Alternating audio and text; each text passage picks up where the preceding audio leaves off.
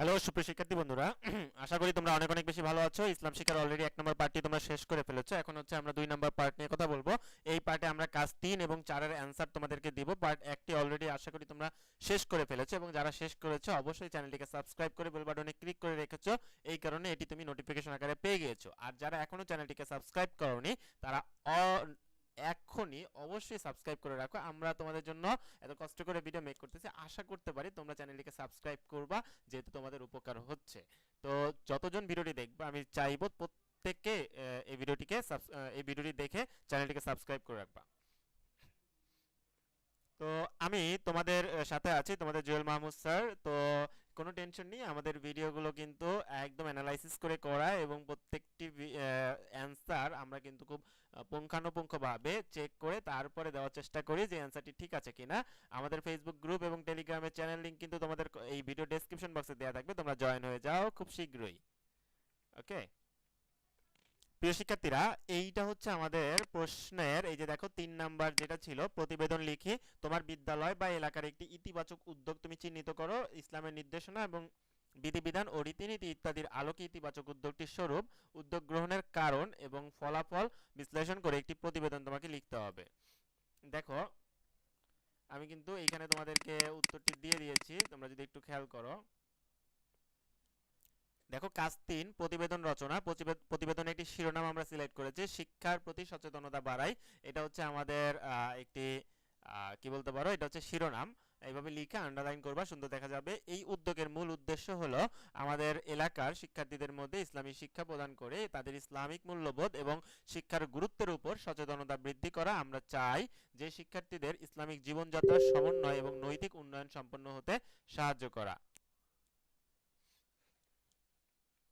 দেখো আমরা এতটুকু লিখতে পারি, আমরা চাই শিক্ষার্থীদের ইসলামিক জীবনযাত্রার সমন্বয় এবং নৈতিক উন্নয়ন। এবার এখানে কিন্তু কারণ চেয়েছিল, আমাদের এলাকার অনেক শিক্ষার্থীরা ইসলামিক শিক্ষা প্রাপ্ত দেখো আমাদের এলাকার অনেক শিক্ষার্থীরা ইসলামিক শিক্ষা প্রাপ্ত হতে পারছে না এবং শিক্ষা প্রাপ্তির সুযোগ সীমিত। হ্যাঁ, ইসলামিক শিক্ষা অর্জনের মাধ্যমে শিক্ষার্থীরা তাদের পারিপার্শ্বিক অবস্থা এবং সমাজ, রাষ্ট্র, ব্যক্তি জীবন ও সামাজিক জীবন সম্পর্কে জানতে পারবে, যার পরিপ্রেক্ষিতে শিক্ষার্থীরা একজন আদর্শ মানুষ হয়ে উঠতে পারবে। এটা হচ্ছে আমাদের কারণ শিক্ষার প্রতি সচেতনতা বাড়ানোর। ওকে, আমাদের পরিকল্পনা এবং অগ্রগতি আমরা এইরকম যদি স্টেপ পয়েন্ট আকারে লিখতে পারি প্রতিবেদনের মধ্যে, সেটা কিন্তু অনেক বেশি ভালো। হ্যাঁ, কার্যক্রম দেখো, অগ্রগতির মধ্যে, পরিকল্পনা অগ্রগতির মধ্যে কার্যক্রম হচ্ছে প্রতি সপ্তাহে একটি ইসলামিক শিক্ষা কার্যক্রম অনুষ্ঠান করা। এই কার্যক্রমে ইসলামিক প্রসঙ্গ, নৈতিকতা এবং মূল্যবোধে প্রস্তুতি করা হবে। হ্যাঁ, তারপর সম্প্রদায় সম্মুখিতা, স্থানীয় মসজিদ, মাদ্রাসা এবং স্কুলের সহযোগিতা দেখা স্থানীয় মসজিদ, মাদ্রাসা এবং স্কুলের সহযোগিতা, যাতে শিক্ষার্থীদের বিভিন্ন উপায়ে ইসলামিক শিক্ষা প্রদান করা যায়। দেখো পরিমাণমূলক পরিকল্পনা, উদ্যোগটি প্রতি মাসের মধ্যে শুরু করা হবে এবং বার্ষিক মানদণ্ড অনুসারে পরিমাণমূলক একটি উন্নয়ন করা হবে। ফলাফল দেখো, এই প্রকল্পের ফলে আমাদের এলাকার শিক্ষার্থীদের ইসলামিক মূল্যবোধ ও শিক্ষার প্রতি সচেতনতা বৃদ্ধি পাবে। এটি আমাদের জীবনযাত্রার একটি অগ্রিম পরিবর্তন আনবে এবং তাদের সমাজে উপকারিতা অর্জন হবে।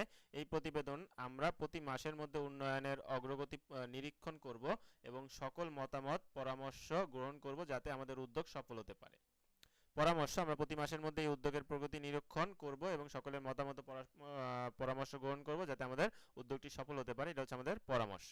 ওকে প্রিয় শিক্ষার্থীরা, চ্যানেলটিকে যারা এখনো সাবস্ক্রাইব করনি, আমি রিকোয়েস্ট করব প্রত্যেকে চ্যানেলটিকে সাবস্ক্রাইব করে এই ভিডিওতে লাইক করে দাও। আমরা এবার কাজ 4 দেখি, ইসলামের বিধিবিধান দৈনন্দিন জীবনে অনুশীলন করি। তুমি যে সামাজিক সমস্যা বিশ্লেষণ করেছো, তোমার এলাকার বিভিন্ন সামাজিক সমস্যা চিহ্নিত, সমাধানযোগ্য সমস্যা নির্বাচন, সমাধানের পরিকল্পনা ইত্যাদি, ইসলামের মূল্য বিধিবিধানের আলোকে তা সমাধান করার জন্য তোমার দৈনন্দিন জীবনের কোন কোন ক্ষেত্রে পরিবর্তন প্রয়োজন তা চিহ্নিত করে কিভাবে অনুশীলন করবে তা উল্লেখ করো।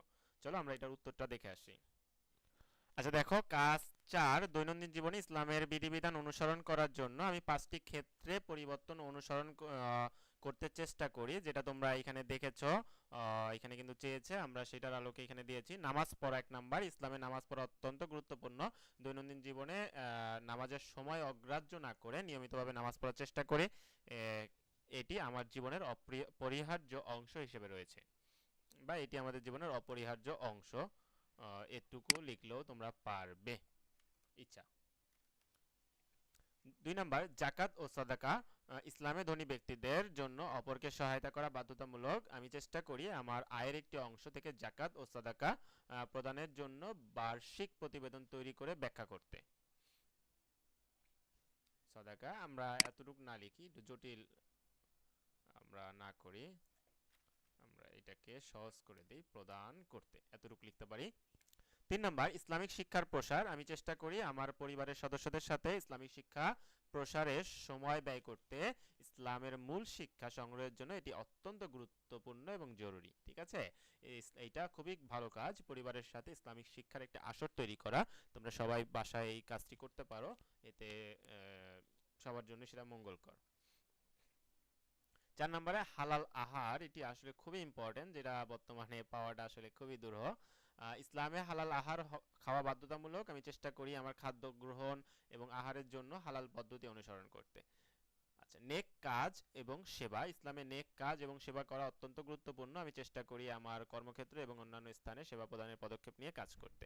প্রিয় শিক্ষার্থীরা, এইটা কি আসলেই কাজ 4-এর অ্যান্সার কিনা একটু যদি আমরা দেখি, দেখো তোমাদের একটু দেখাই দেই। এখানে যে সামাজিক সমস্যা এবং আমরা যেগুলো নিয়ে কাজ করছি এগুলোর কথা বলা হয়েছে। এই বিধিবিধান আর ইসলামের বিধিবিধানের আলোকে তার সমাধান করার জন্য তোমার দৈনন্দিন জীবনের কোন কোন ক্ষেত্রে পরিবর্তনের প্রয়োজন তা চিহ্নিত করে কিভাবে অনুশীলন করবে তা উল্লেখ করো। মানে এইগুলা আমরা করব, এই এই অনুশীলনগুলো যে আমরা করব সেটা হচ্ছে বা করি, আমি আমার দৈনন্দিন জীবনে এই অনুশীলনগুলো করি। এই কারণেই দেখো ইআই কিন্তু দিয়ে দিছে অনুশীলন করি, এই কাজগুলো তুমি অনুশীলন করো, এইটাই তোমাকে বলতে বলেছে। ঠিক আছে, তো সর্বশেষ আজকে কিন্তু এটাই তোমাদের লাস্ট ভিডিও, এটার মধ্যে আমি শেষ করে দিয়েছি, 2টা পার্টের মধ্যে কিন্তু তোমাদের ভিডিও শেষ করেছি। যেহেতু তোমাদের জন্য এতক্ষণ কষ্ট করলাম, আশা করি তোমরা চ্যানেলটিকে সাবস্ক্রাইব করে বেল বাটনে ক্লিক করে রাখবে। আল্লাহ হাফেজ, সকলে ভালো থাকবে। আর ভিডিওটি এতক্ষণ ধরে দেখার জন্য সকলকে ধন্যবাদ।